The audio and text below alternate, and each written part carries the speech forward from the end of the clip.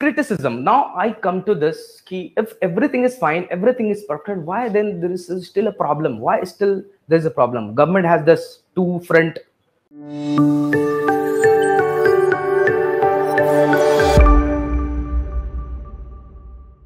Hello everyone, good evening.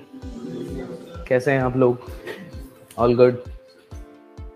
चेहरे मुझे थोड़े चाहिए लेवली, मतलब ऐसा हो कि अब मैं जोश दिख रहा हो, ऐसे उदास नहीं रहना है आप लोगों को, ठीक है? Hello everyone, students who are connecting with me virtually now.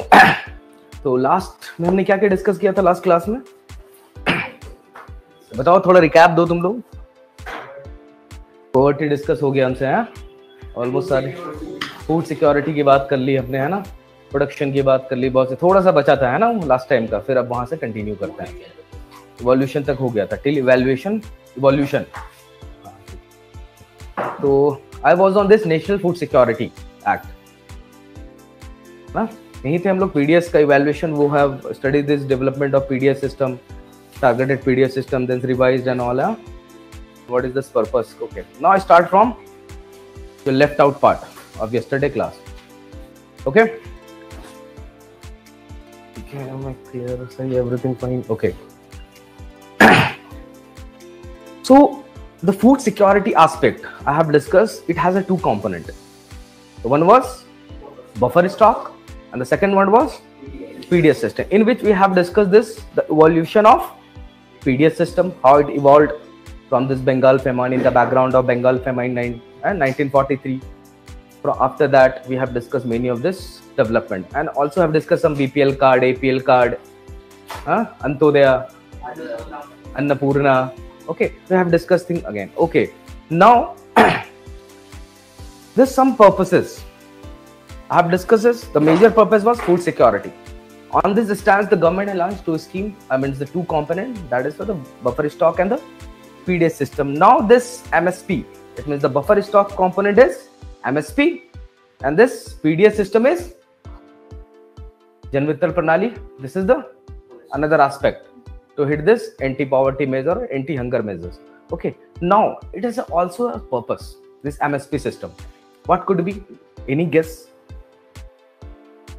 Government has launched this MSP program. What was the main logic behind this? Why government launched this? We have discussed a lot on this subject. What was the main objective? Why government launched this? Because to support the, exactly, the first objective was the food security. Food security, that aspect is availability aspect. Availability of food grain. For that purpose, government has created a buffer, and that was put under this mechanism of minimum support price. Through minimum support price, what governments do? They procure grains from farmer. At what price? Minimum support price is also called this fair prices.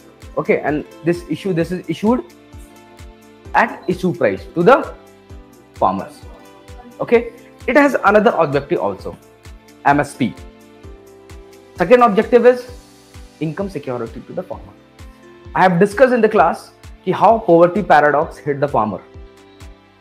Even though you have a bulk crop production in your field in a particular year, still the farmers get very less. This is this very, what you'll say, this very unique paradoxical thing with the Indian agriculture. Indian agriculture is also suffering through this vagaries of the nature. This is very erratic in nature. Then now and then their crops get failure because of this pest attack, because of this some monsoon issues. They don't get irrigation, those it lead to the crop failure. And in that situation, what happens? The farmers blow into the clutches of money lenders. Here the problem starts. This money lender charge very high interest from them, and that leads to a phenomenon of indebtedness. I mean, the debt trap for the farmer. It further enhances their ability to earn more. They are in this vicious cycle of poverty. It means a poor farmer is lead to a household which is a poor. Again, this producer, poor kids, and this is like their generation is poor. They are in this very hand to mouth. They don't have enough capacity to feed their family. Again, what else said, this income security is another aspect. Okay, and on this very background, the government also hit this supply side phenomena. The supply side, because in any economy, when you are talking about, this is a two aspect. The economy, the invisible hand, what is it? Demand and supply. And in this agriculture market, we'll say the grain market, what is the purpose of the demand supply? This helps you to determine prices, and this price is ultimately paid to the farmers. So here also government is hitting with what? Price stability. So one aspect is what? Supply side. Because supply side, you know, this is a phenomena in, have you listened, this is a food inflation. Do you know this term, food inflation? Food inflation, महंगाई जो होती है, in fact this is inflation, rise in prices. Inflation is nothing, rise in general prices level across all the commodities. Okay, and in that commodity, especially the food, when this food prices goes very high in comparison with the other commodity in the economy, this leads to the food prices. And this food, when the food prices goes up, it hurts the poor most. It leads to the problem when this महंगाई हो जाती है, बहुत महंगा हो जाता है, it has become very costlier. It's very difficult even for this middle class family to maintain a certain level of living standard. It's very difficult. You have observed, in fact, some of many of them coming from this middle class background. If this happens at the month end, the last week of this, you get this very cheap vegetable at your kitchen. Your mom says, no, let's wait for the next month. Okay, your papa will bring something, but now this very lean time, I can't provide you. What you will demand is, ki mama, I have to eat the burger. You say, no, just wait it. Okay, so this is like, is what is really hard. So this hits the supply side of this. The supply side, the governments try to ensure the supply side. And this food inflation in India, food inflation, there is a many of this phenomena. I'm going bit of this advanced stage. Thoda sa. I'm not going, okay. So this food inflation is because of what? Mainly in India, what happened?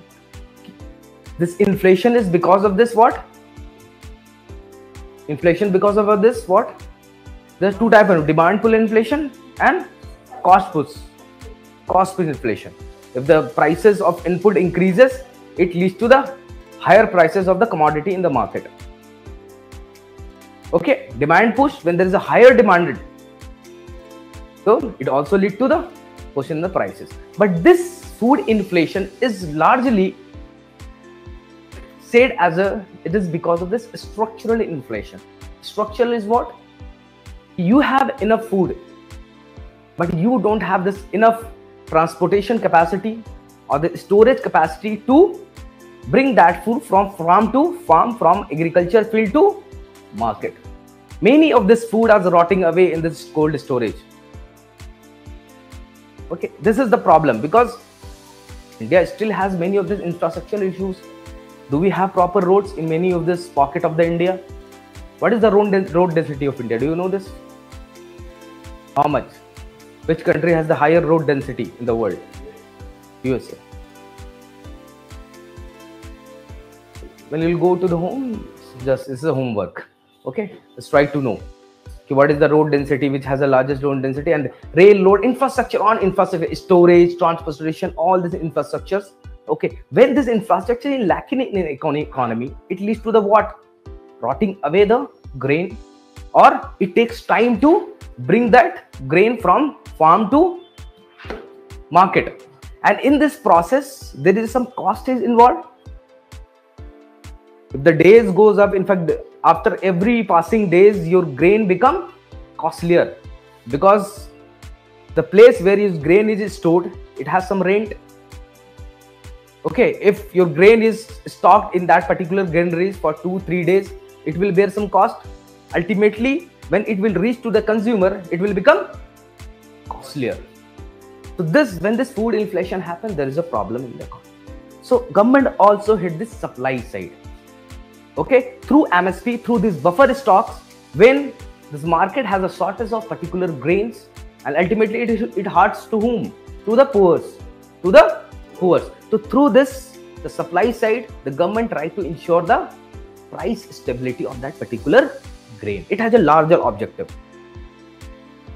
Beyond food security, it has larger objective. You are getting me? Just unlock your mind. Okay, everyone, those who are connected from me, you have to be like, bane raho yaar, be continuous with my lecture. Okay. Now, what I'll say, price stability is very important. So through this mechanism of MSP and PDS system, the government tried to ensure is what? The price stability. Price stability is important. In fact, I will discuss it, this price and everything, how this price is defined, what is inflation, money supplies, everything in the higher classes when I'll start this macroeconomics or microeconomics. Studies lots of things. Okay, so you got the idea about it? Okay, what is it? Now,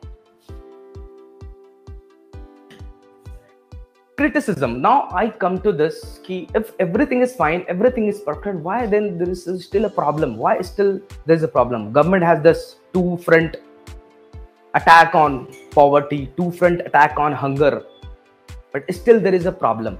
There must be something fishy with this whole system or with the whole implementation process. So now I will discuss what is the shortcomings of this public distribution system.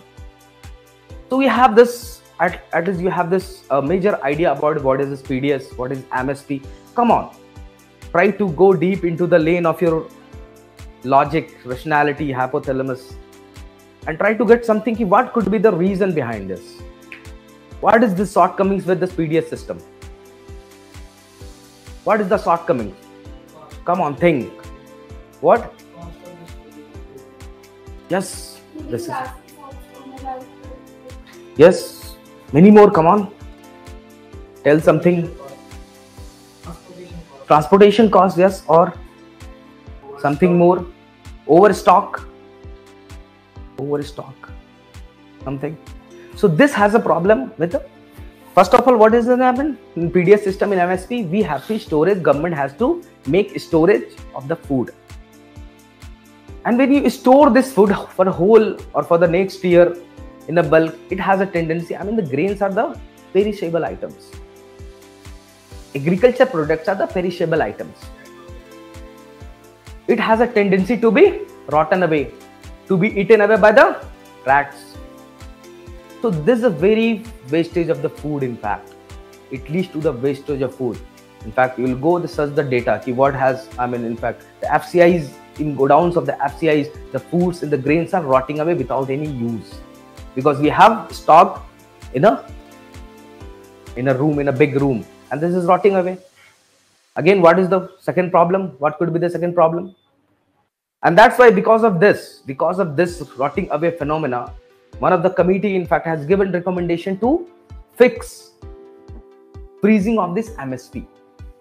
They were saying this, freeze this price of the MSP, because every time government decide the price MSP, and every time it goes up. Every time there is a revised price. For example, this time wheat was bought by the government through FCI, thousands per quintal. Next year in a Kharif season, just before the sowing season, they enhances 1,100. Again in the next year, say subsequent year, it was 100, 1,200. So every time this is increasing, because what I have told you in MSP, when the MSP is decided by the CACP, they also considers what? Inflation, international prices variation. So the inflation has an impact on it. So every time when it goes up, it also set a benchmark price in the market also. It becomes costlier, the grain becomes costlier. You're getting my point? Okay, so this phenomena, again, now, second problem, what it really permeates. What is the second problem? Especially this is connected with the environmental realm, sustainable aspect. This is the problem, wastage of the food, because food is not being utilized. Second problem, I want to know what could be the second problem. The second problem is monocropping. Because in this whole MSP system, the government, this whole MSP system enforces, in fact, this focus upon 2-3 major crops. That is wheat and rice. Because of this, what happened, this setting of this MSP prices by the government induce or the motivate farmer to produce only these types of crop. They know they have the stability because the government is giving them. If they produce only this, that will be, and this in this whole scheme, this prices of rice and wheat are higher on this plank. Okay, so this leads to the monocropping. What is monocropping? Go with this Latin word. And also I'm giving you the task. Okay, you are preparing this. Every time you say this monocropping, any of this terminologies, there's something, this mainly it is given in the Latin or Greek. Many of the scientific terms given in this Latin or Greek. Can you name any of these terms, like any of this? Please name anything. There are many terms related to it. All the term you have seen exactly is given in the Latin or Greek, not in a modern language, English, Hindi or anything. These terms which is used specifically, which is used across all these countries uniformly. It doesn't mean कि यहाँ इसको कलम कहते हैं तो and it's said in America for some different thing. But some common standard. This is called uniformity. Any terms? Logic is a term which is derived from a Greek word logos, which means Yes, and something more from some from the science background. You tell. Come on, some of the terms. You tell me the terms. Pi lambda Greek letters or anything. You come on. Why this is assigned with this Latin term? As many of this all terms, sociology, in fact many of this is go and search this medical term. Oncologist. What is oncologist? Cancer specialist. Okay, pathologist. And many of these medical terms. For example, etymology. These are etymology, exactly. The logic behind this, why this is given in Greek and Latin. There must be some logic. Why we're not using this modern English terms in it? You know this? What's the logic behind this? Because this Greek and Latin, the development of such language has been stopped. Now there is no development in this language because this language, the modern language, Hindi, English, which you study, which you go. This is a developing in nature. Every time the new words are added into the dictionary. Okay. Every time you have seen this Cambridge dictionary has added some word to its. Have you seen this? Have you seen this news? So they have stopped almost the development. So the logic or the purpose of this exercise is what? They want to bring this uniformity because this language has lost its development. There's no development in it. So when any words, this symbol is assigned in these letters, they are uniform all across the world. There will be no changes. In fact, many of the times, one language, it leads to the dialect of this development of language happens, such like the Hindi. When you go Hindi, bit of eastern side, it becomes Bhojpuri. Just like for example, Kalam, Bihar mein jate the Kalamua. Okay, it means this pronunciation, its meaning changes. In fact, okay, so that's why all of this term is assigned in the Greek and Latin. Okay. Monocropping. Mono here it means related to single cropping. This monocropping, yeah, exactly. This means it leads to the phenomena of cultivation of one and two important crops. That is rice and wheat. It has its own implication. It has its own implication because there must be a diversity across all the sector of the economy, across all the walk of the life. In fact, diversity is the life. It is also connected. It has a social aspect, it has an economic aspect, it has a cultural aspect, it has many of these aspects. Many of the time, India is a very diverse country. We celebrate our diversities. We boast our diversity. We have that much of community. We have that much of community which speaks multiple languages. We have different ethnic people. We have different zones. Kerala wala is different. They are speaking Malayalis. Karnataka is different. Kannada. And we have some diversity is the life. Exactly here in this context also, with respect to the environment, this has a problem. Please come. It has a problem. Monocropping leads to the depletion of natural resources. Because these crops, what I said you, was was incorporated in green revolution. They were the HVYs. They need more resources. They need more waters. They need more inputs. They need more fertilizers. They need more pesticide. And when you use your natural resources mindlessly, it leads to the problem. For example, in the state of Haryana and Punjab, there is a low groundwater. This means depletion of the groundwater table. Now you have to dug. At that time, dug 20-30 feet, but you have to dug now 1000 feet. This is a natural resource. This is not a renewable one. In fact, somehow it will be finished. That's why we are more talking about the sustainable development. Sustainable, it means you have to use the resources in a way so that you shouldn't compromise the future need of the future generation. For example, we are high, no? Now, अगर हम लोग सब खत्म कर देंगे यहाँ पे, we'll finish all the resources, there's nothing will left with the future generation. What will they do then? That's why now we talk about the sustainable development. So this monocropping is not sustainable at all. Not sustainable. It has an environmental implication in terms of the depletion of the natural resources. Okay, and thus more pesticide on the field leads to the what? Infertility of the soil. More irrigation lead to the what? Salination of the soil. Salination because of this capillary. You will give the more irrigation through capillary action. This is water coming through small pores to the ground, and it also brings salt with them. It hits ultimately the what? The capacity of the land to produce further. It has a problem, monocropping. On the social realm, if I talk the social realm, it has a problem. What is it? It really try to increase this gap between the rich farmer and small farmer.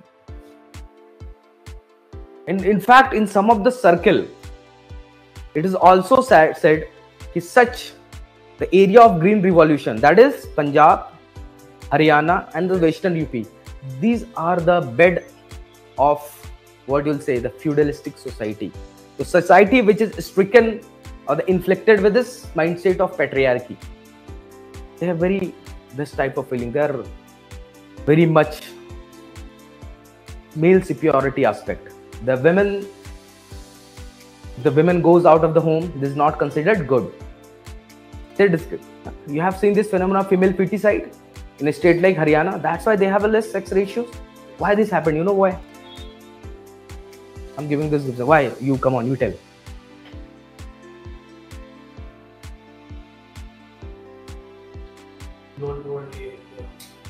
We don't want her to go outside. The reason behind this economic, very economic.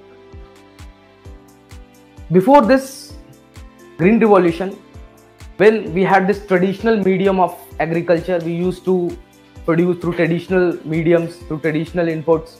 So our production, our surplus was less. So what in that position, there was no surplus. So everybody is almost on same level. There was no surplus food. There was no surplus something, anything. So the women used to also work on the field also. They were considered an important economic force in that particular mode of production. Okay, the moment the household started getting more surplus, their income rises, the income of the household rises. They have extra income. So first of all, they'll tell, why will you earn? When we are earning enough, why will you earn? So there, in fact, the background has been pushed. They have been relegated into the background. The women. They also lead to this. This is a social aspect. Okay, so you got this idea was monocropping. हम सब करेंगे. In fact, we'll study this all in a whole totality. So this is a brief. थोड़ा मैं तुम लोग को खोल रहा हूँ. I'm just opening up the spores of your neurons. Okay, now you have still the hangover of this academics.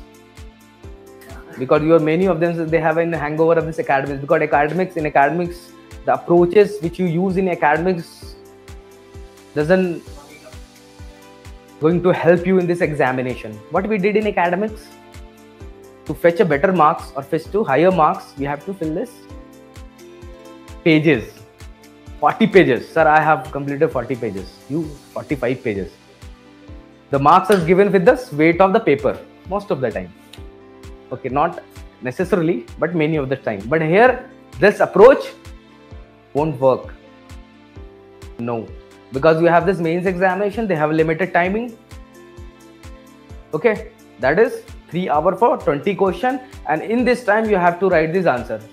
Trust me, after writing this 3 hours, you will feel the pain. Really, the whole body is squeezed like I have done this labor for more than 10 hours. It's very difficult. So things should be crisp. It shouldn't be elaborated. What I have been asked from you, you have to write it particularly.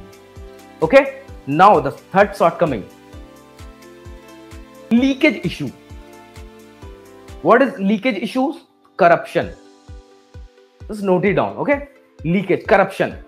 With this PDS shop, this grain has been sent to this ration shop, to the different pockets of India. Okay, so these grains are many of these times diverted to the market by the shopkeepers.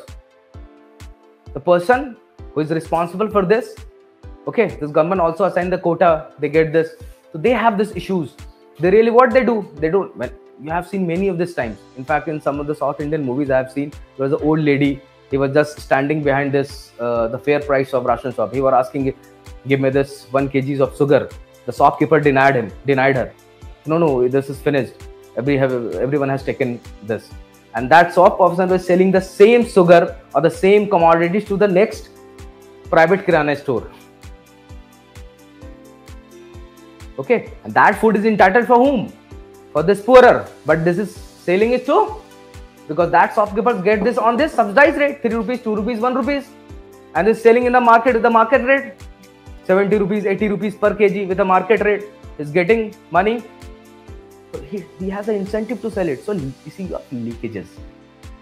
Okay, and many of these times what happen in these fair prices shops, the quality issue. Many of the times bad quality of grain is sent to this ration shop. So what they sell, this poorer people, this bad quality wala sell. And that good quality of grains is sold in the market. Okay. So now the government has come with this very good invention in fact, radio tracking, radio tagging, RFID. Okay, just go and search what is RFID. With every truck who is carrying this grains to this ration shop or to this, any of these godowns, they have this radio tagging. They are monitoring it, where this truck is going. It's going to some other private place. No, they are tracking. They have this one. Okay, so this issue of leakages, corruption. Got the idea? Again, irregular opening of the PDS shop. They don't have any responsibility. They don't have any motivation to sell. Because what happened with this private economy, when this economy is run by this demand and supply, when you are the private player, that's why we are privatizing. Because when you have the motivation of what? Profit making. For that purpose, we'll work hard. We'll work 9 to 10 hours. When you don't have a motivation, whatever I'll get a limited amount. Whatever hours I'll work, 7 to 8 hours, you don't have a motivation. In fact, in a public services also, okay, I know at the end of the month, my account will be credited with some 70-80 lakh rupees limited. Why will you do more? Nobody is your relative. Why will you do? Why will you take pain to work for extra? Why will you do? The same true with this PDS system. Again, now, I've told you poor quality of stock, and especially this failure of this PDS system is that ration shop, many of this time, this APL, our poverty line, the person who doesn't fall into this BPL and the poorest Antodaya, they don't have any motivation to buy from the ration shop because they are not getting from the subsidized. Okay, they are getting on this 100% economic cost. So why they'll buy from this? They'll buy from the market. Okay, these are the issue with the what PDS system, or any new things which you wanna discuss. You think this is the shortcomings because you have observed. Have you the ration card? Any of this? Haven't seen ration card. I have seen this. You have ration card. I've gone to this fair prices shop to fetch grains. I have gone, bought some gehuns and wheat, and then got converted into flour. I have this my cycle. Okay, now here I've discussed it. I've also discussed this. What is the government has taken on this many of this scheme. Now here in this books has given the solution of all this shortcoming. The solution Could be many. One of the solution is cooperative societies. Cooperative society is what? Welfare. They have this. This is the like-minded people. The same like for example, hypothetically in our village, all are the farmers. They have a common need, interest. For example, they sell milk. For example, but what they do it individually. They go to the market of their town. They sell their milk, and this is depend on the demand and supply. Collectively, they don't have this bargaining capacity. They don't have this collective bargaining because they are doing this individually. When this come together, through a cooperative, through an act, they form a cooperative where everyone is honored.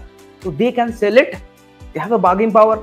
When they collectively, for example, is this school, when you give this your resources collectively, 10 rupees from my side, 10 rupees, it becomes a bulk amount. The same logic with this cooperative. Okay, and these cooperatives, especially in Tamil Nadu, almost 94% of the fair shop is run by this cooperative. Cooperative has in fact, the cooperative is one of the solution to this rural economy. Our rural economy is infested with what? Poverty. Many of this problem we have discussed it. Lots of problem. And why this problem started? I know the root of it. And these cooperatives can help it out in a lot. And there are many types of cooperative. Do you know this? Have you listened this? Amul? This is a cooperative. IFCO. You know this IFCO? IFCO is a cooperative. And also this is run by the central government employees. They shop. Kendriya Bhandar. Have you visited that? The products are cheaper than the market in the Kendriya Bhandar. This is example of cooperatives. Here cooperatives can help a lot. Okay, in any of this. For example, farmers have produced some grains. Okay, so they collectively, they'll make a collection of this, will make a collection center, and from here they'll set up a small flour mill. They'll make a processing of this wheat, raw wheat into flour. Now they can sell it to market through a tag, through a brand name. Now this become entity. This become entity, is a big entity in the market. The cooperative is a successful story. Okay, the famous example I have given you in my first classes, the Latur. In that place is what? Water table is far away from the top. Very, very below. In fact, 2000 feet there is no water. So there is a concept of water train. The water is made available in this Latur district through trains. They don't have a water. But it doesn't mean that this society is a very much economically underdeveloped. This is very developed. And the reason of their development is this cooperatives. They have very strong network of cooperatives, especially in this state of Maharashtra. Okay, southern state, Karnataka and all this. They have Andhra Pradesh. They have very strong network of cooperatives. But these networks of cooperatives you will miss in this eastern part of the India. The northeastern. Yeah, also they get support from the government. When you have this a collective identity, for example, you are a single farmer. When you will go to buy something, or you want some finances or loan from the bank to buy something, will government provide you? Will bank will provide you? No. Will sales come on, bring some mortgages. Oh no, your land is not that valuable in Maharashtra. I'll not give. I will give you only 50,000. This is issue with this agriculture finance. But you have this collective identity. You have this as a cooperative. You are all are owner in this. Then the government will give you a loan. This bank will give you a loan. So your bargaining capacity increases in this cooperatives. Okay, we will study this cooperatives. Okay, structure, this everything in later classes. Okay, now.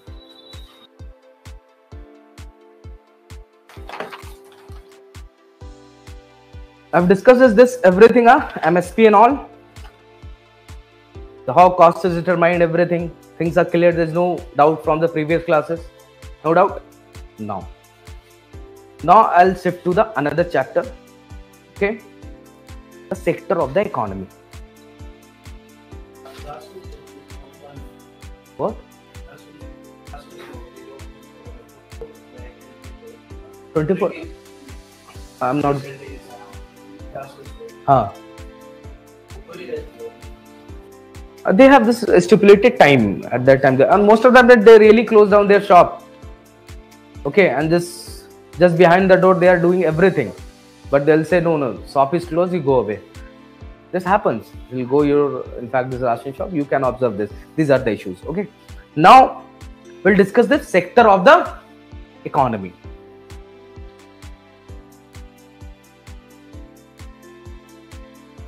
Sector of the economy.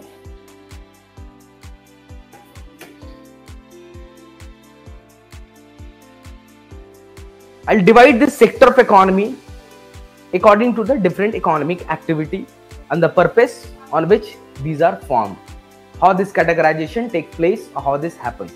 Sector of the economy. So you have any idea what is sector of the economy? Major some category, primary sector, secondary sector, tertiary sector. Now I will go something deep into this. Okay.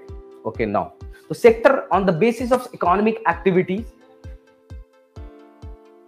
from where its source is raw material or the product which is processed to the further level. On this basis, this sector is defined onto three: primary, secondary and tertiary. Okay? Primary sector, secondary sector and tertiary sector. This is the name.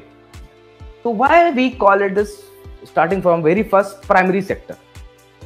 What is primary sector and why we name it primary? You can name it because it has also another name. Agriculture and allied activities happen. Agriculture sector. Many of the time we use many of the generic term interchangeably with this sector. But here this is called primary sector. Why we call it a primary sector? First of all, the major characteristics of this sector is what? Extraction of the raw material from natural resources. These sectors work on what? They work on the natural resource, the raw material which is extracted from natural sources. For example, agriculture. Agriculture is not 100% natural. Something is also man-made. But in generally, agriculture is nature-based. Okay? You produce your crop, you make something. You have to make something with this rainy season, monsoon and all. This all depend upon the vagaries of the nature. Soil, climate. The resources you get, that is from the nature. And again, for example, dairy. You get this milk from animals. Okay, another example, fishing, mining. Mining is what? You are quarrying this what? Minerals. So this is what? This is coming from this natural resources. So this category, this is what? Agriculture, dairy. So in fact, the question has been asked. I haven't put it on the slide. I forgot it. In a UPSC examination, which of the following activity consists or comes under the primary activity or certain activities? Because it's a very simple one. Everybody said, I've understood. It's very simple. Like many of the times, UPSC have stuck you. Come on. Ab batao. And many of the students committed mistakes. It's a very simple thing. But question has been asked from this. And so this is the very core is what? Here the raw material are from natural resources. This is the main criteria. And why it is called primary? It forms the base. Exactly. It forms the base for the further level of production. Here this raw material is produced in this agriculture, in this dairy. This is further sent to what? To manufacturing activity. Here this manufacturing, they do what? They do processing. The milk is processed into curd. Milk is processed into ghee, paneer, anything. So this is a base for the all other production activity, production processes. So that's why it is called primary sector, because this is a base. Got the idea? Okay, now. And this, the raw material, the produce in this primary sector is in fact, the product from this, produced from this primary sector has become the raw material for manufacturing sector. The same product reaches to manufacturing sector. Manufacturing sector is what? You do some kind of manufacturing, processing. For that purpose, you set up a workshop, a factory where you processes things. This is also called industry. Many of this time, What I've told you, primary sector is also called agriculture and allied activities. So this is interchangeably, don't be confused. And this manufacturing sector is also called industrial sectors. Because here the industry, it means different, it's in different industries. For example, different industries, iron and steel industries. Come on, name something. Or which industry? Cotton, textile industries. So they are industry specific. It means they are producing goods. Okay, they are producing goods in a economy. Production is this is a manufacturing sector. Okay, making goods. For example, from sugarcane you prepare good. So these are the example of manufacturing sector. Now the same thing again with the tertiary sector. This, what is tertiary sector? This is also called the service sector. These sectors do what? These sectors help all those activities. In fact, they help in the production process of these two above sectors. It means the primary sector and secondary sector. They provide all kind of services to these two sectors so that they could be capable enough to produce in a bulk, produce efficiently. And all these sectors works in tandem. In fact, there's not disjointed thing. If there is a problem with the one, this problem will be crept out in the second one. So nothing, this is not like you have done some policy, you have brought some policy and for the service sector and whole economy will become prosperous. No, this is not like that. This all are a chain kind of thing. Exactly. So in these sectors, what are those activities is performed? Marketing, transportation. Transportation is what? Transportation.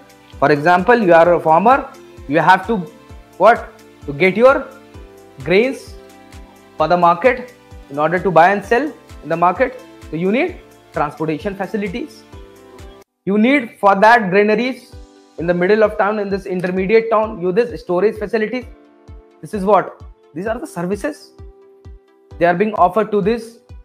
There's many more. In fact, manufacturing sectors, they have manufactured some products, some steels is being transported to some other places to make a building. So these are what? Services. Now retail, you know, is shops, retail shops, where you go buy of clothes. So it comes in tertiary sector or not? Tertiary sector or secondary sector? Trading, the shopkeepers, they comes into what? Tertiary sector or secondary sector? Tertiary sector. Why? They are giving service. They are not producing anything. They are not processing. They are not doing this like they have taken some goods from agriculture and they are processed it and they are saying no. They are what they are facilitating things. What? They are like a platform. There is a market like a platform where the buyer and sellers and they are giving like a services. So these are like the services. Or any example? If I say communication, telecom, it is in service sector or it is in manufacturing sector? Because this, what do you say, the tower, mobile tower is also made, mobiles, many of this equipment is also manufactured. So this might be confusing many of this times. This communication sector might be in this manufacturing sector.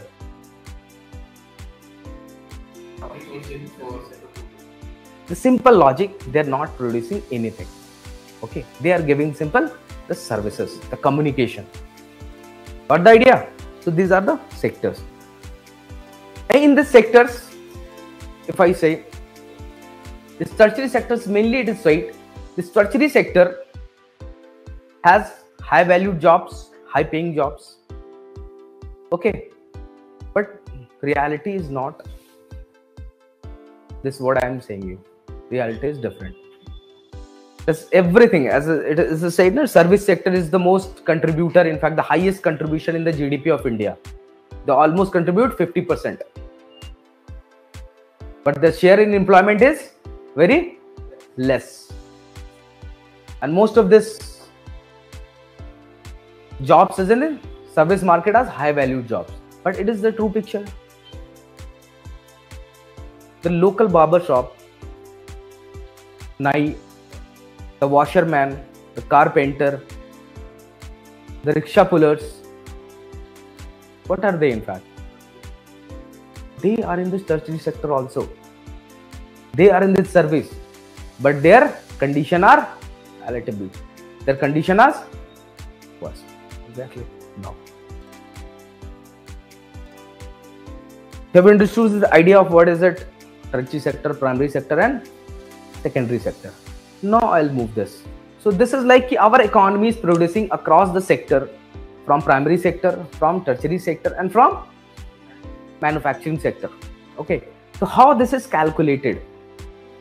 Because in order to give the whole picture of the economy, how much an economy produces, how much a country produces in terms of the material production, how much goods or commodity produced in a particular region or particular country, in a particular geography. So how you'll measure? Because it's very difficult. Everybody is producing something. So when you add up something, so this is a very impossible task. I'll do it. This is very difficult. For example, you have a farmer. Exactly. She is a manufacturer. She is also a service provider. She gives you the transportation facilities. Okay. She also arranges some finances for you. She is a manufacturer. You give the goods. It means you grains, and he has this flour mill. He converts this goods into flour to ready-made thing. Exactly. And further, he sells to the. In fact, he goes to another trader. He sells in the market. So how? In fact, he produces something. He produces the services. C produces something, and C. When you add up all three, will it give the real picture of the economy? Is it so? Yes, exactly. What will it lead to? In fact, what kind of problem will it lead to? The problem of double counting. In this manner, what will happen? The economy of India will be shown like a 6, 7, 5, 10 trillion economy, and we'll be happy like, come on, Modi ji has done something tremendous. Our economy has gone beyond. In fact, we cannot imagine this. So this is a problem of double counting. If what is calculated in this final value, the final good and services produced in a particular year, in a particular geography, and that is expressed in a monetary terms, and which is called as what? GDP of your country. The final goods. What is final goods and intermediate goods? Now again there are two types of goods. What I am saying you, when I'll do this double counting will incorporate intermediate goods. I give you the example. You have produced some grains, you have produced a wheat. Okay, you give this to the lady and he gives this trader. In this production process, in this supply chain, everybody is passing this product, adding some value to the product. Will add everything, it will lead to the double counting, the issue of double counting. And these goods which will have transferred to this is a intermediate good. Okay, a farmer produces wheat, and wheat is given to the flour mill owner, and he make it processing, it makes a flour, and again is give to the trader to sell in the market after branding. So this wheat and this flour is a intermediate good. At the end, what consumer is paying exactly in the market, when the product reaches to the market, and that product, when this at what price it is being sold in the market, it means the price at which consumers buy from the market. It is a final. This is called final. This connotes the final value of goods and services. All are the intermediate goods. Got the idea? So here in this calculation of GDP, in fact calculation of the final value of this, all the sector is what expressed in a what? In a monetary terms. We'll assign some monetary thing. Huh? Exactly. Now you tell me one thing. For example, it happens for economy, hypothetically, we are the economy. Here, this is our very small nation. We are a nation. Okay? We all are the member of it, and I am president of this nation. Everybody is producing something. सब कुछ ना कुछ produce कर रहा है, everything. For example, hypothetically, if I say what we are producing, just take the example. What are you producing? We are producing cars. I love cars. Okay. So we are producing cars. So this year, for example, for a particular year, we have produced 100 cars. How much? 100 cars. Okay. Next year, and the value of this car is 100 cars. For example, this 100 cars, and it is sold in the market, which consumer pay the prices exactly after deduction of tax and everything. We come on the GDP figure. The GDP of we only produces car. Okay, nothing, no clothes, no food, nothing. Hypothetically, this is only single economy, unilateral economy. Only produce our cars. So 100, and it is also sold in the market with per say 1000 per 100 per car. This is very. We're not original. I'm not talking about the original cars. I was talking about the toys. Okay, so we are the toy manufacturer. Okay, so what is the value? 10,000 for the very next year. Okay, due to the inflation, what happened? Our product is very good.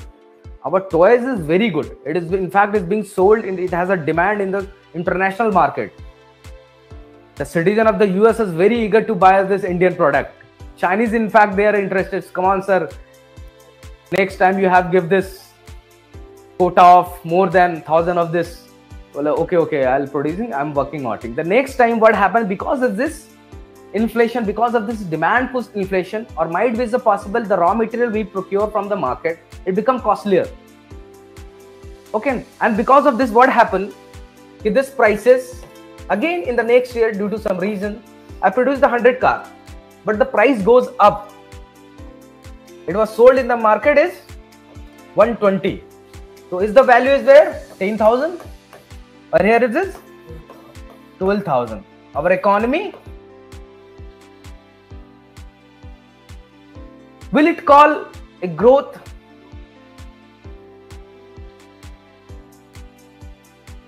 Will it call a growth? This is on current price, huh? We are making on current prices. This is not a growth. Because on absolute terms, we have produced only 100 cars. If I would have produced, our economy, I would have produced more than this. Then it will be called the real growth. For example, we have produced 110 cars. And for an economy, for a reference in economy, what economists do, what they do, how they measure this growth because of this inflation, because the economy is very big. There are multiple commodity of basket of commodity, different commodities. What we are doing then, this government they have to what? Sterilize this effect of inflation, this price rise. How they do this? How they do this? Through the process or through the instrument of base pricing. They take any year as a base year and they multiply. For example, for your Indian, in fact, this economy, for the GDP calculation, government has this 2011 and 12 as a base price. It means the price level, general price level in this year, whatever it was a reference for, in fact, the production in the later year also. Then we can comparison. No? In 2013, how much we have growth. In 2014, how much we have growth. This is called growth. Okay, you're getting bored. I mean, you have this like you want slip. Go on. Not an issue. Okay, so you have understood the whole picture. Now, calculation का समझ गए आप? Okay. Now, sorry. This GDP in our country is calculated by which organization? Which organization calculate GDP on our behalf, on the behalf of the government of India? अब बताइए. No idea? CSO. Central Statistics. Exactly. So again, you go to homes. What is CSO, NSSO, everything. You have to know it. Okay. CSO. This Central Statistics Office. This comes under the Ministry of Statistics and Program Implementation, MOSPI. Exactly. This do the data collection on their office. They take the data from different government departments and then make it calculation of GDP of the country. Okay, so now I'll give you some different pictures.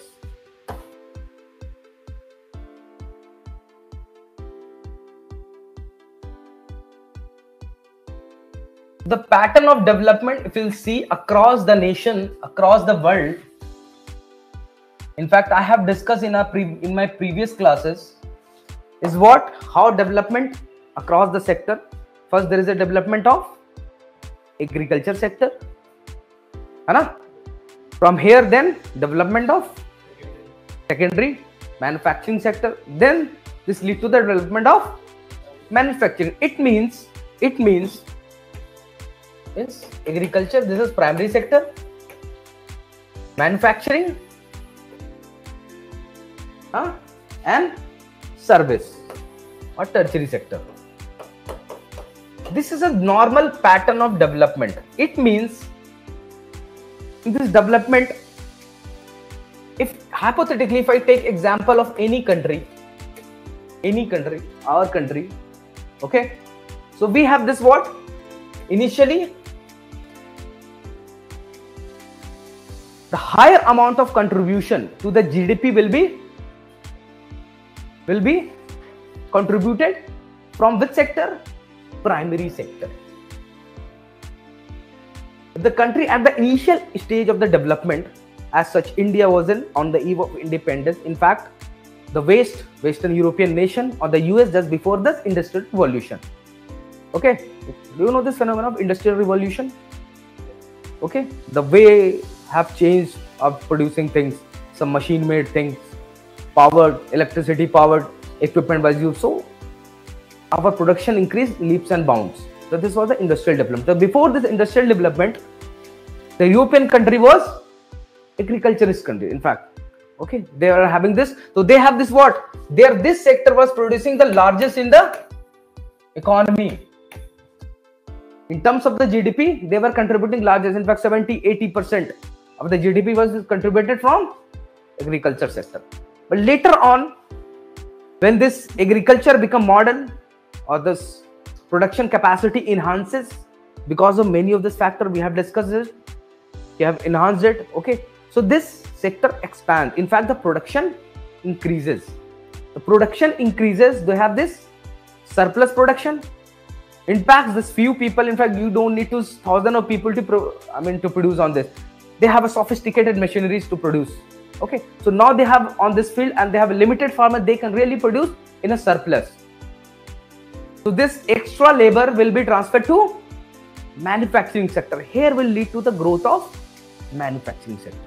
Now this manufactured sectors in the second step of this development in any country is what? The development of manufacturing sector. Now the processing, they'll do more processing for the market. They'll make more toys, they'll make more cars, they'll produce more clothes, they'll produce more chairs. Okay, this extra has been subtracted. So this is the second level. On this third level, so in this level, what will happen? This manufacturing will have the larger contribution in the GDP. This is the pattern. Next, when these two sectors are developed, this will lead to, because it's all about the efficiency in the market. So they have the sectors, what I've said. These sectors have provided this service to do this. When this economic activity will increase, agriculture and this manufacturing, that will demand what? Services, more transportation, more finances, more communication, more retail shops. They will demand. So this will lead to the development of this tertiary sector, this service sector. And here what will happen? The size of the service sector in the component of GDP will be having the larger size. This is the, and in fact I have told you what happened with the India. Kuch issue hua apne saath. Something happened, bad happened. We directly jumped from here to here. But still, this manufacturing sector is yet to be matured. This has enough capacity to give employment to the people, but it's not happening right now. This is because of many of this issue.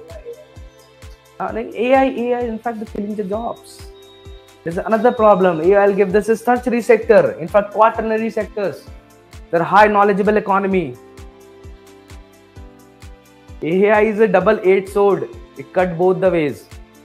Looks very promising, but many of the scholars, many of the scientists, in fact, many of them, they have really cautioned this population against the backdrop, against the danger of AI, because they are killing jobs. Recently, 2 days back, a lady, in fact, was working in some organization. She had ports and she lost the value of the salary by almost 80% because of this AI. But consider, hypothetically, for example, what you are being prepared for, what service sector. If AI will give everything, if I'm not required here. This is a teacher, is AI has this 3 dimension, he's teaching you. I lost my job. Why will come, in fact? If in this chat GPT is giving you all the answer, what is the need of the counselor who is working there?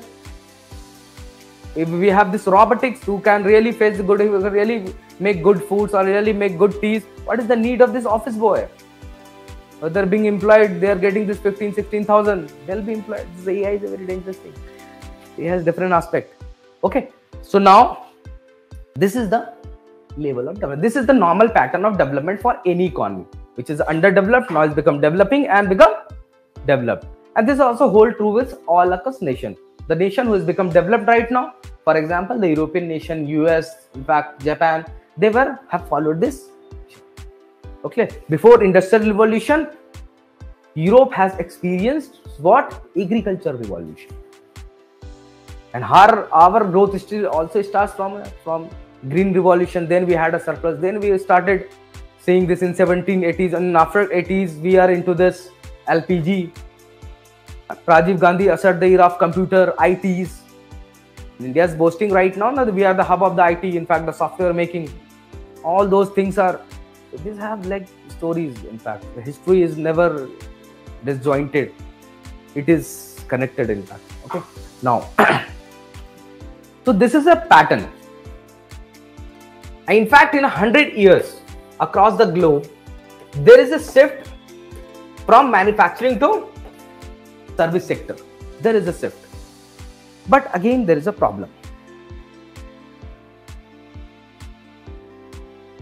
And I want to know from you, in fact, can you guess, can you gauge what is the problem with respect to India particularly? If I say this is the pattern of development, what happened with India? This is giving the same story is true with India. We have developed this agriculture, again this manufacturing, and this service sector. Now we have the largest pie in the lap of service sector. They almost contribute 50%, close to 50% to the national GDP. Okay, in the same proportion. For example, as this proportion increases, for example, this sector, its contribution in GDP increases. So as the contribution of that particular sector is increasing in GDP, it means the economic actor involved in that particular sector is producing. That particular sector is giving employment. They are giving enough employment. So when this, at the early stage of the development, when this agriculture was the main mode of production, we have this largest employment from agriculture. But when become this manufacturing, largest employment from manufacturing. And when this becomes service, the largest employment should be from service. So this shift, this pattern has been distorted. In fact, this shift has not been observed in terms of the employment generation in India. What happened? This sectors employ almost close to 50% Indian population. In fact, before that, it was having the share of almost 70-80% of this Indian employment market. So now this sector is what? Agriculture sector is giving employment to 50% of the people. Now is the contribution how much? How much contribution it has? I'm giving you some glimpse, the data. Okay, I'll play with the data. In your books, the data, two data has been given, 1973 and 2000. Okay, and they have made comparison between these two data. In 1973,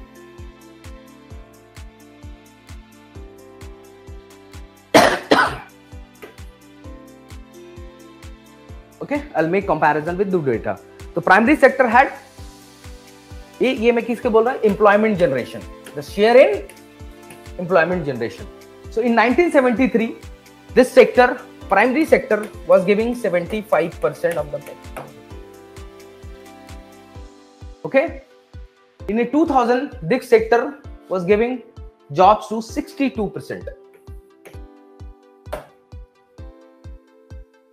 Manufacturing sector, it was contributing 10%. Okay, in 2002, it becomes to 40%. Service, in 1973, it was 15%. Now, service in 2020,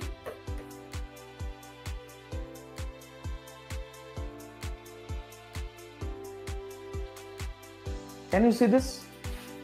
Can you get something out of this data? Data talks a lot, in fact. It's a very emerging field in the data scientist. Okay. So the 75% was employment share. Now in 2000, 62%. Employment share 10% become 14%. And again in secondary sector, 15% to become 25%. Again, now I'll give you the present picture. Okay. Now, see this.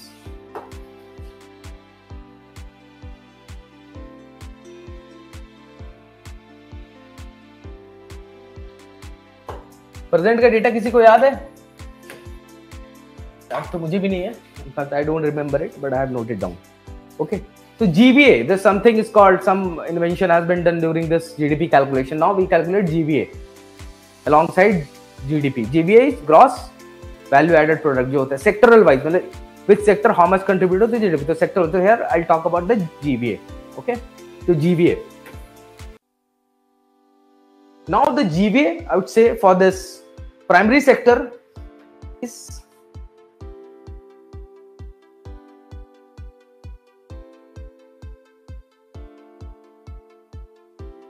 53%. Okay, this GVA for primary sector is 53%.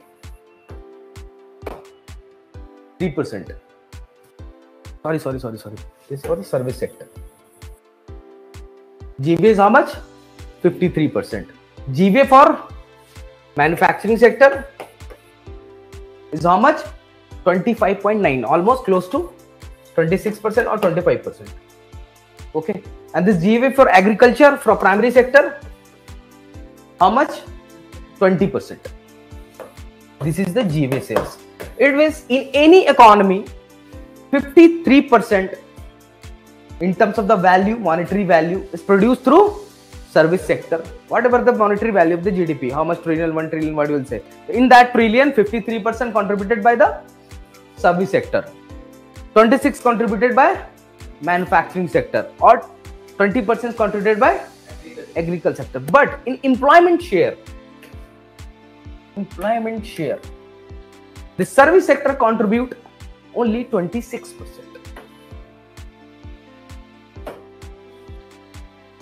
Okay, manufacturing contribute close to 24%, and this agriculture sector contributes almost close to 50%, 48 or 49%.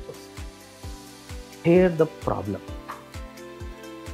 Here the real problem arises. Now the largest contributor in GDP is the service sector, but incommensurate in proportion with this contribution in GDP, how much it's giving in employment share? It's only 26%, almost half. It has almost same. But here it has a contribution of 20%, but it is implying more than this. 48% people it is being employed here. Is this problematic? Because C is what? C is like a home. This is like a, these three are the neighbors. Okay, they have earned this 53%. Okay, and a share is 26%. It means that much of person. It means in a whole household they are earning 53%, but in a larger price, when it's distributed among this individual, they are giving us 26%. We have this 53 rupees. We have to divide it among 26 people. We will have 26 of this and 24 people. Okay, now you have only 20 rupees and you have to distribute among 48 people. So it means this, the income level in the agriculture will be the per capita income. In fact, the yeah.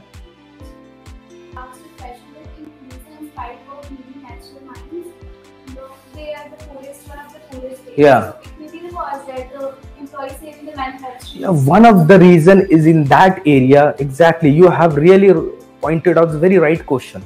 Okay, this what happened with this state.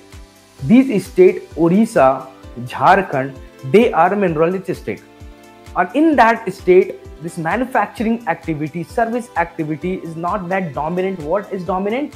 Primary sector. They are only extracting is what? Their minerals. They come in this primary sector. Their share in this primary sector is very large. They have a resource. Yes, exactly. Okay, this is the problem. They have this resource curse. In fact, it is told that they have more resources. They are into resource curse. They can't produce because is what? The factor of production. Have you told you? Land, labor, capital, and everything. You have a land. You have a natural resources, but you need what? Capital. Labor is also there, and you need what? Human capital. Both are missing in this. In fact, they don't have a political will also. Another area, they have this their more land is covered with the jungles. In fact, they have rough terrains. It's very difficult to lay the infrastructure facilities there. That's why these reasons are also the bed for this Naxalism. Okay, this Danda Karniya wala part. You know this Danda Karniya? Danda Karniya. This in the trijection of this Andhra Pradesh, Tamil Nadu and Odisha. This reason is the bed for Naxals in India. And they are like the main contributor of this minerals reserve in India, but they have a rough terrain. Many of these issues are there. Come on, okay. So you got this idea? What is the problem then? Here the problem exists. Okay, you have only 20 rupees, but you have to distribute this among 48%. But when this 48% get how much? It's very less in comparison. So this will lead to what? The problem in rural economy. This is the problem. So got the idea? Any confusion? You Vrinda? No confusion. No. Now, in fact, this data given in your book. Production in 1973, okay, in industry, in manufacturing, the production enhanced 8%, I mean 8 times of that level. In 1903, whatever the production was there, in 2002, in 2000, okay, this production in industrial sector, in manufacturing sector enhances by 8 times. Yani 8 guna ho gaya, 8 times of on the basis of 1973. But the employment has increased only 2.5 times in manufacturing sector. This is data given, okay. Now, in the service sector, the same was with 11 times production, but the employment share was 3 times. Okay. So this is the picture. Now I'll come to this another. I'll link it. Okay.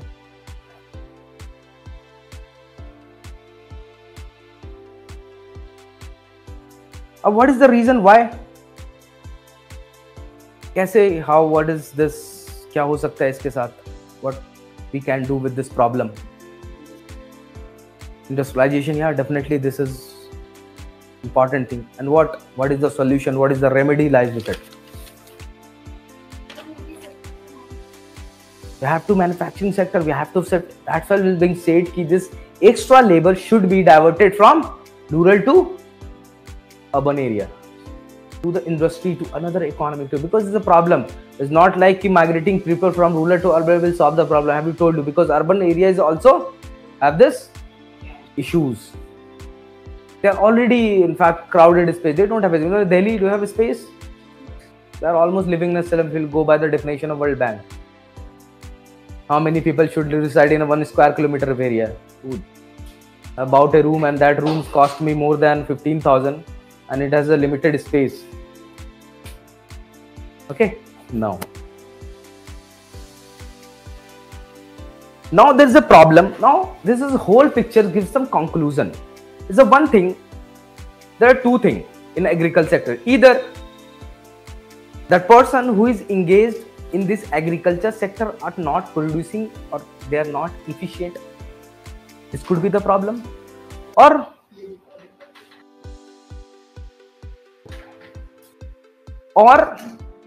what could be the possibilities? The possibilities could be there could be more people engaged in a particular farm. For example, 10 people could produce 100 quintal of this. And what happened in agriculture? I told you, agriculture economy was in shambles.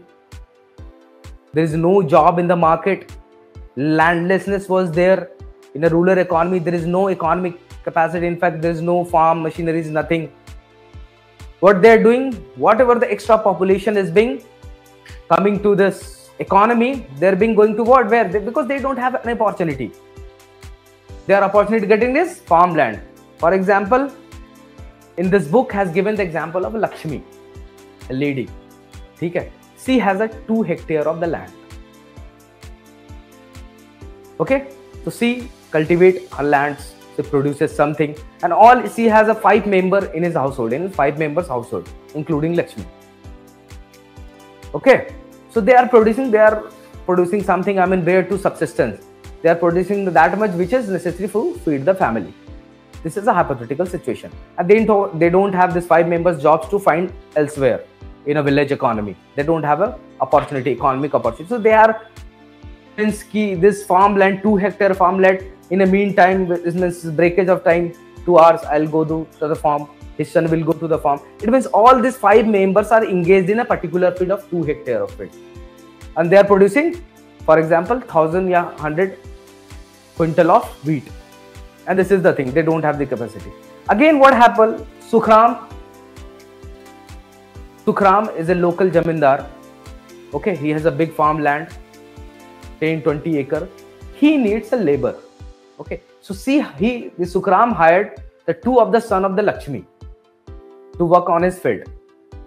Against this, Sukhram is paying cash as a wages. So these 2 members are earning extra. And now again with these 3 members, the production is the same. In fact, because this 3 was required to produce 100 quintal, what will do then? In fact, because they were spending time according to the need, 2 hours you will go, he'll go. Then it's like all the family was going according to the time, but they're not. Now they have employed 2 members, so they are earning extra. So now their income level increases. Their income level increases definitely. Again, what happened? Hypothetically, what has happened? Lakshmi, with this 3 member, Lakshmi got this what? Loan from the government to dig a well for the irrigation purpose. Through this irrigation, and she was having this unirrigated land. Okay, now due to irrigation facility, I have discussed it, they have increased the production also. Okay, so this, the condition which I talk in starting of this Lakshmi, it indicates to a phenomena in a rural economy. In fact, also with economic concept, if you'll see in the larger, this is called disguised employment or underemployment. It means you have the capacity to work for 8 hours, you are in need of the work, exactly, but you are getting less in terms of your capacity. You are not giving your 100% with your full potential. Here is this example, what it proves. These 5 members were working on the same field and they were earning the same 100 quintal of the money. Now this Sukhram has employed 2 of the son. So this 3 person is working on the same field and earning the same amount of money. This indicates what? This is a phenomena of underemployment. So our agriculture economy is disguised employment. This is also called the disguised employment. So our agriculture economy, our agriculture are infested with this disguised unemployment. And this is because of what? What I've discussed. Because of the law of diminishing marginal utility. If the Lakshmi has 4 more sons, they will also be working on the same field. How much they'll produce? Same. Got the idea? Now, how this rural economy can be made? Now, law of diminishing with extra unit you employ or extra input you put in the fields. Okay, that extra units gives you utility, but beyond a limit, the utility goes down. I have given an example in this first. I have given this example of, I am giving you are hungry. I am giving you are very hungry. I am giving you the bread. You have the very propensity to I'll eat everything. You'll eat again. I'll give you this another roti, another bread. You eat again, and beyond a time, you have the capacity. You have no, in fact, intention to eat that bread. Beyond a limit, it goes into a negative. In fact, you don't need that. You require the same 4th bread like the same 1st bread. No, same is the agriculture field. If you employ 3 more people with extra 4, 5, 6, these are the inputs, labors. But there is a capacity. There is a capacity of everything. Beyond that, you cannot produce more. Even if this you are giving more irrigation, but there is a capacity. They can't give you a miraculous result. This is called law of diminishing marginal utility. Okay, marginal utility. Once the extra unit has utility, will reduce with a infusion of extra inputs into that particular system. Okay, this is related to what you have to connect with this subject. Now, what we'll do, for example, you are the policy maker, you are like a BDO or DM, and in your area there is a village is very underdeveloped. The same situation I have given you, this landlessness, what we have been discussing from the last class. Okay, how will you bring prosperity in that village? Because they have labor supply, they have everything, they have land, but the issue was this: how you will do this? How government in fact can play a role? You are the part of the government, will become the part of the state. Okay, and we will do whatever government wants to do, supposed to do. They will implement all this program. So how does government do? How this situation of Lakshmi can be improved? How? Or something could be done so that her household, her family could earn something more. How things could be done? How? Infrastructure. You'll build an infrastructure. Infrastructure means if you set up a bank, and bank giving her a soft loan 2-3%, because in this village this money lender charges the land with exorbitant price 15, 20, 24%. Because of this they go into the clutches of money lenders. Okay, so now what? The government will sort of the loan. Okay, will give the soft loan. By this loan you will dig a well. Okay, you will irrigate on the field. The production will enhance. More or what? For example, policy. Yeah. For example, after this loan you have irrigated land. Lakshmi has irrigated land, well irrigated their land, and after this production enhances. Now Lakshmi has some surplus production which could be sold in a market. But again there is a problem.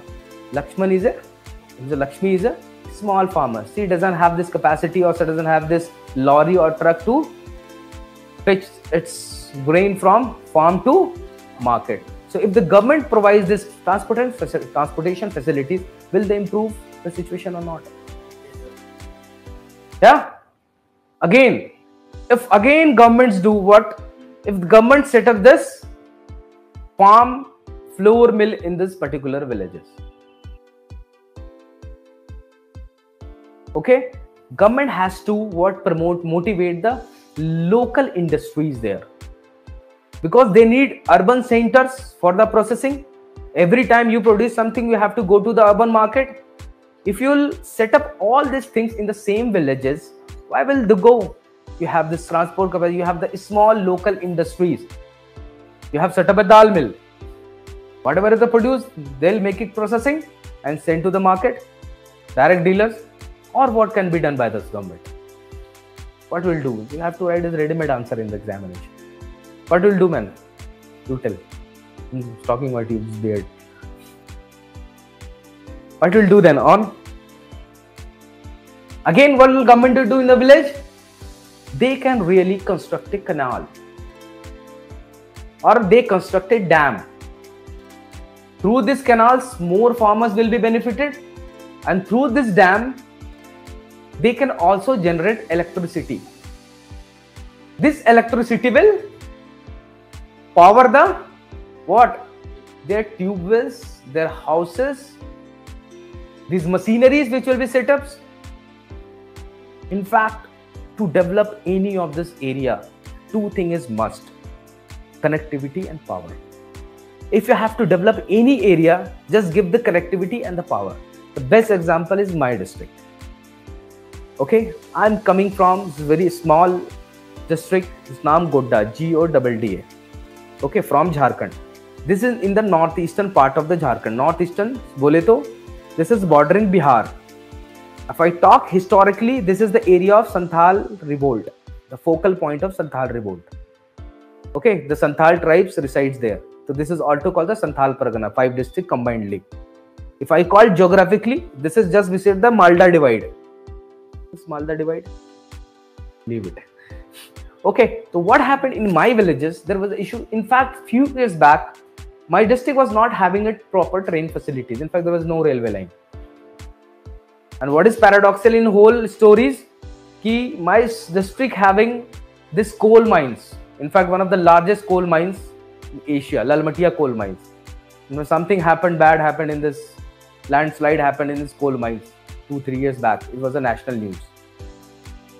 And they have this mines, they have this railway connectivity. It means they can extract these minerals and get transported to some powerhouses, thermal power stations, which is situated in Odisha and the nearby states. And they were generating everything. But as a citizen of, in fact, the dweller of that particular state, the particular district, we were not getting anything. We don't have a power facility. In fact, in this 24-hour, we used to seek only 6 to 7 hours of electricity. In that too, in a night. We used to wait when this electricity will come. And oh, now I can sleep in a peace. That was the situation. There is no proper road. In fact, only this services, transportation. In fact, there is no public transportation system was there. There is no public buses. It's only run by the private players. And they really charge you very high amount. In fact, their terms and condition is very like this. The situation was in the very recent times. What happened recently? Government has connected my district with a train. Now I have a direct train from Delhi to my home. And alongside, in the same nearby villages, the government has set up a thermal power plant, which is being run by the Adani. This is a private run, but they have set up industries there. Now how this whole, these two things have really improved a lot. They have now this electricity, proper electricity supply, and now connectivity. Now the land prices, which used to be nothing at that time, now it is like 20 lakh per kattha, biga, you know this. Really have fueled this. Economy run on this what? Belief. Economy runs on these sentiments. Now this the economic dynamics has unfolded in our district. For the any of this area, if you have to bring development, you have to connect the district with the two things. Connectivity and power is very important. So we have to think from this realm also. Okay. This question can be asked from this because rataya, this rotten but it will not help you out in this interview round. Okay. But you will go through this at the deep while you have analyzed it. That will help you out. We'll give this ready-made solution, this ekdam local level solution. What could be done in example. Not an armchair solution is giving ideological levels, or I have to do this poverty. No, you have this local solution. Okay, this will help you out. Okay, you got the stories now. So you got how things can be developed, and there are multiple programs of the government or the policies of the government across these aspects. For example, what I've told you, this irrigation, Jal Jeevan Mission, per drop, more crop. These are the schemes. अभी अपनी schemes पढ़ा है? I mean, read the schemes no? अभी this is very introductory. You have to study these schemes are very important. You have to use it on the mains examination, and also in the prelims answer direct questions comes from the mains schemes also. Okay, so the meaning of the scheme in this whole component: irrigation, bank, in fact, Mudra scheme. Mudra scheme, you know this? Okay, Janni Suraksha Yojana. There are many schemes, and these all are aligned across this subject. Okay. Now, again, what government also can do in this whole, and this is very important all of these things.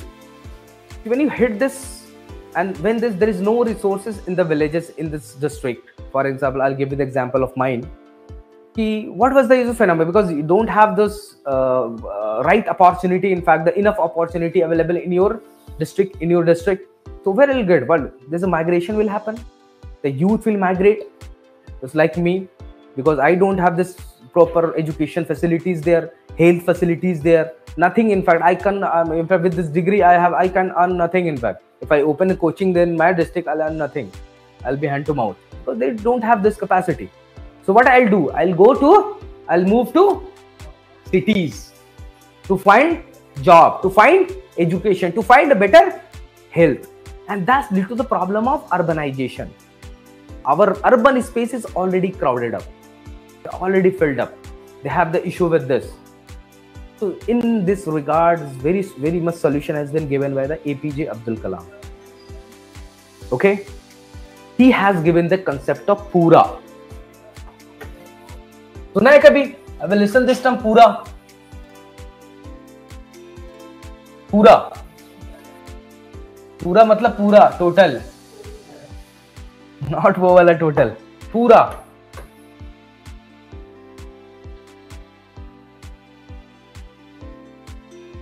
What is it? This is providing urban amenities in rural area. It means this population is moving out of their town, their villages to some cities in search of job, and this is because of what? Push factor or pull factor, because of lack of amenities. If you'll give all those amenities in particular area, well, they'll move out. All these urban amenities. So this is a very wonderful. In fact, the government has a plan onto this. Deen Dayal Upadhyay, some schemes on it. It was a very earlier conception of APJ Abdul Kalam. Okay, you are getting my point. Things are not boring, na? Maza aa raha hai na aap logon ko? You are enjoying? Okay, dude. This is meantime, with time and time, let it confirm. Okay, so that I don't lose hope, because now in that villages, now what to do? What I'll say is the factor of production, capital. Go with that. Capital, land, and labor, and human labor and entrepreneurship. In these aspects, land, labor, capital, land, labor, capital, and entrepreneurship. These are the factor of production. सारा production यहीं से होगा. These 3-4 factor will contribute the production. If you have to enhance the production, you have to bring dynamism in these 4. The land is not good, land is unirrigated, you have to bring irrigation. Okay, modern agriculture, technology you have to bring. If this labor part, what you will do here? Labor is human capital. Humans are involved. So what will government will do in this regard? Government has to set up more schools, hospitals, okay, more skilling facilities, so that this labor, this human labor will become more skilled, more healthy, so that that person or that labor can give 100% to the production. Okay, he or she acquires some new skills so that he could find jobs in tertiary sector or manufacturing sector also. So in this realm, government can do a lot, health and education. And what we'll do in this capital? Government need to set up a bank. The bank is there, you have to bring more schemes. You have to bring this financial inclusion You have to connect more people with this formal economy, with this banking channels to provide loans. NABARD is there, RRB is there, your Grameen Bank is there, multiple institutions are there. We will study separate everything, all a part of our syllabus. Okay. At this level, in also this entrepreneurship, what will do? Same thing, school, colleges, you have to open up new engineering colleges so that they could be skilled. They are the best humans, so that they can combine all these three elements to produce something new, to fulfill the demand in the society, to bridge this supply demand gap. So you have to think in this way. Got my point? Okay. So now this, what I was taking about, now I will study something. ये क्या है? I was saying this, if you have to bring this infrastructure level, first of all, government has to provide employment is a very good program of the government, was launched by the government in the year of 2005 through an act. What's the name of this program? Manrega. Initially its name was Narega, National Rural Employment Generation Program, 2005.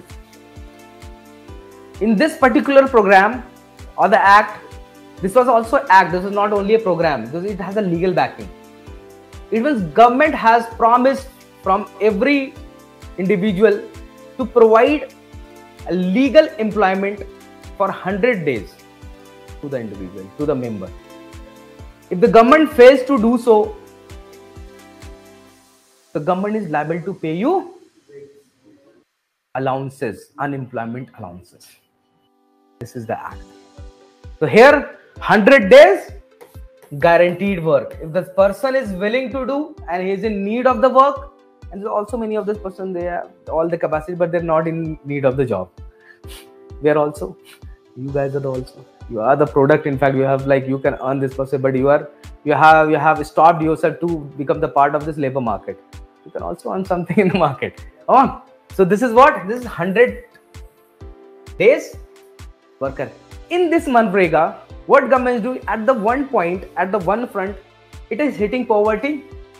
That's what? Because agriculture is already disguised employment is there. More people, in fact, the extra people engaged in particular field. The government has to make these people move out from farm to some other activities. So this plans here hits on the two front. First front on this, providing employment, making people out from this, and on other front, it is also developing infrastructure in the villages. They have a plan. What is this? They are digging a new pond. They are making some schools. So there also is very example of this scheme, a very good example of bottom to top approach. I'll also know, sir, what is bottom to top approach? Because before this, in fact, this is development, this is evolution of the schemes, the approach of the government towards the development. There was an approach of initially when this planning happened, we have this, when we started this on the eve of independence, when we started from this journey. So we have followed this what? Mixed economy model. And this mixed economy model, we had this one body, planning commission. This was sitting on the top. It means this body was making plan for the whole of the India. But India is a very large in terms of its length and breadth. It has a diversity. Not eastern region is not same as the western region. The southern region is not same the northern region. The central India is different from northern India. It has a different climate. Many of this agroclimatic zone, every region has a different demand.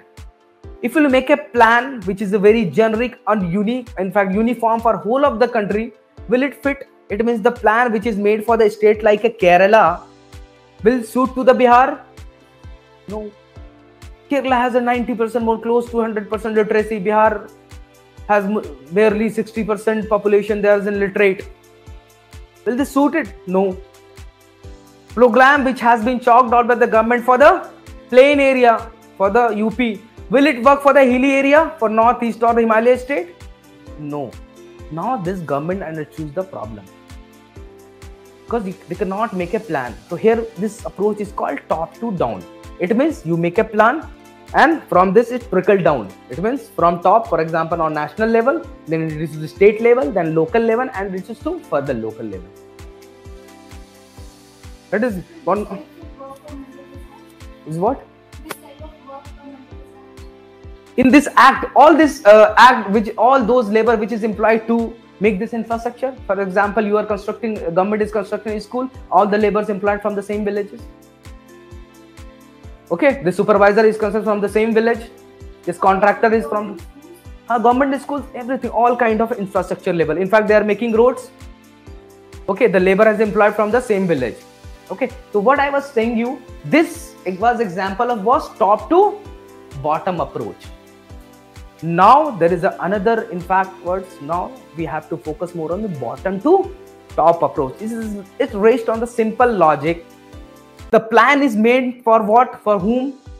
To the person, to the citizen, whom they are in need. In fact, I have to set up a school. I have to consider government has to set up a school in a particular village. At least we have to ask the village which types of development you want. For example, a ministry, rural development ministry or certain ministry has assigned 1,000 crore for particular villages. Okay, I'll giving them money because I have decided I'll construct this road and but it might be possible that villages has different demand, has different requirement. For example, they already have a school. While open this, you can make some improvement in that. That village don't have this health center, primary health center. You must open that. So you have to ask from the people, the same people for which these programs are meant to be.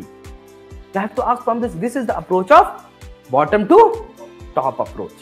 कि जिनसे काम करवाना है, जिनके लिए कर, we have to ask from these people. उनसे पूछो ना कि क्या चाहिए उनको.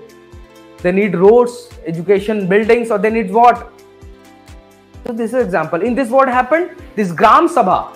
You know this is Gram Sabha. All this adult voters of that area are the part of the Gram Sabha, and for those Gram Sabha they choose this intermediate level, at block level, and this is you will read in this Panchayati Raj institutions. We have a good system of this Panchayat. This is also example. Panchayat is very important topic.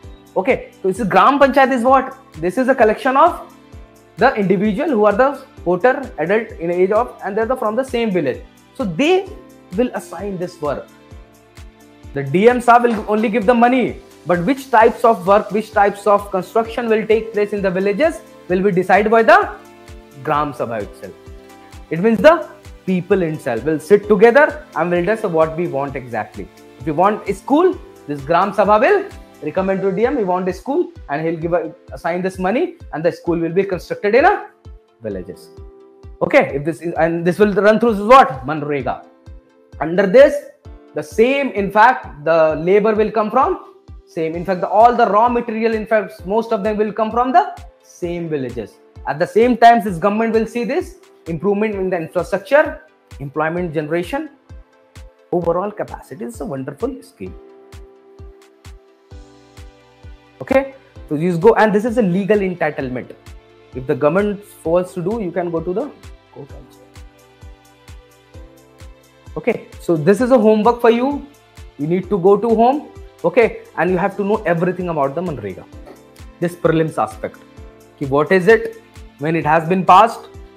Okay, what in now this has been made to Narega to Manrega, Mahatma Gandhi Rural Employment Generation Program. Okay, go and have all the technical details. How many works is given? Okay, this minimum wages has been also given in this, and this is also differ across the state because every state has a different level of development. Got the idea? Okay. What is the time? Online wala bacha. Nobody is there, bro. They are like, I think, bored.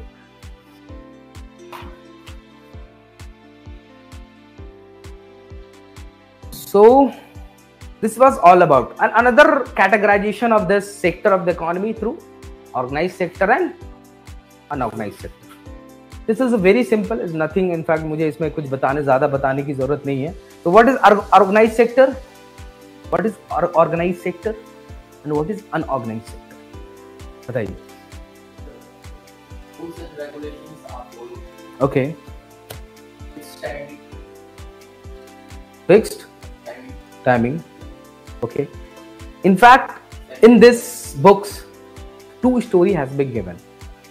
In one story, the heroine, the actress is Kanta, and in another story, the hero is a Kamal. And normally, as happened in a usual life, hero is poor. Huh? Come on. So in this story, Kanta is an office going lady. She works in some government department. She gets his salary just on the right time. In fact, the first day of the month. Okay, regular. She has a facilities of provident fund. She has a paid leave. Whenever she has to move out of the city for some purposes, this is under his the government's give him. In fact, she's not working, but the government is paying that lady. This is called unpaid leave. Being on unpaid leave, she has all this provident fund, maternity benefit, all this benefit. She got this appointment letter in which every terms and condition of her employment is written down. If his employer is not sticking to these rules, she has all the right to go to the court. Example. Another story here is of Kamal. Okay, Kamal is a village boy, local boy. Okay, she couldn't in fact educate himself better, so she remained in the village, and that person is a daily wager in a neighborhood soap shop of kirana store, of general stores. He works there. He is a daily wager. Okay, he doesn't have this proper terms and condition. He works on the will of the employer. Whenever his employees wants him in the shop, he need to go to the shop. Okay. Another is no paid leaves.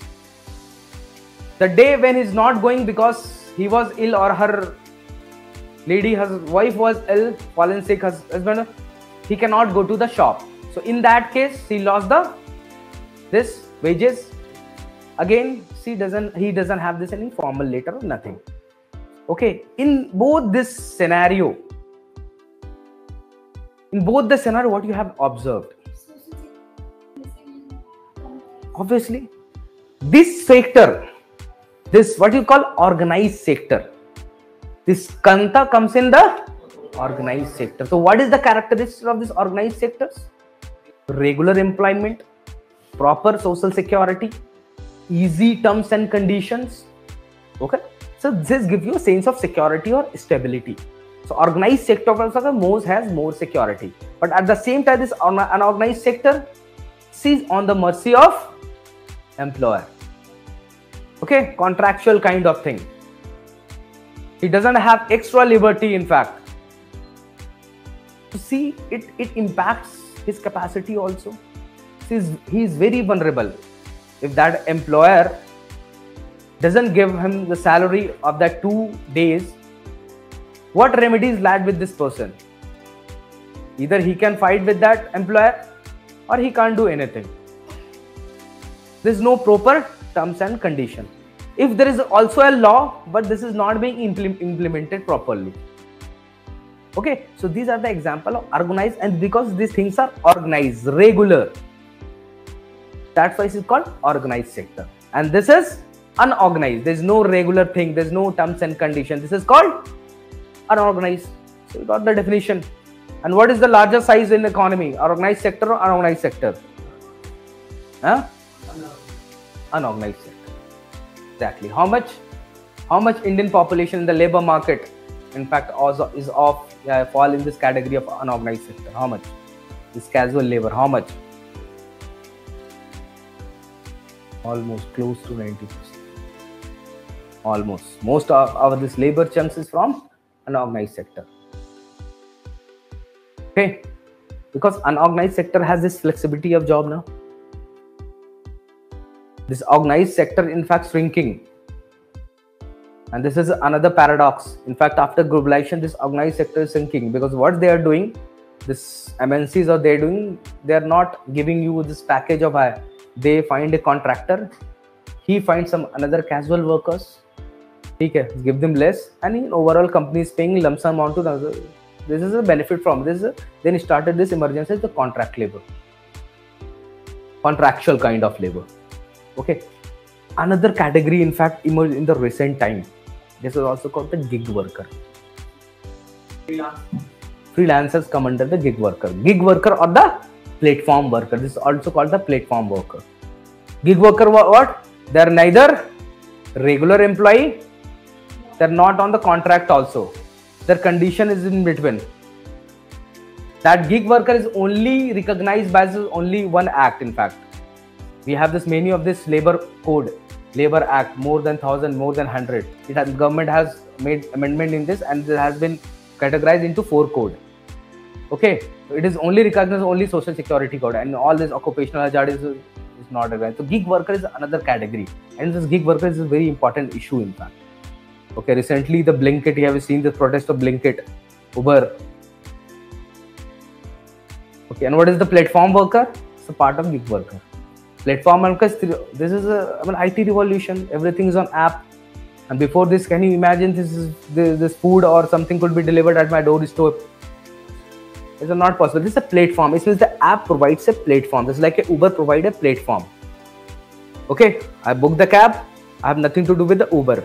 Okay, that person's came. He's only arranging the meeting of 2 people. This is a platform. That's why it's called the platform economy. So this was all about this. Okay. So this was in fact बहुत था आज के लिए. This was enough for today. Any questions, please? नहीं. Okay. So thank you.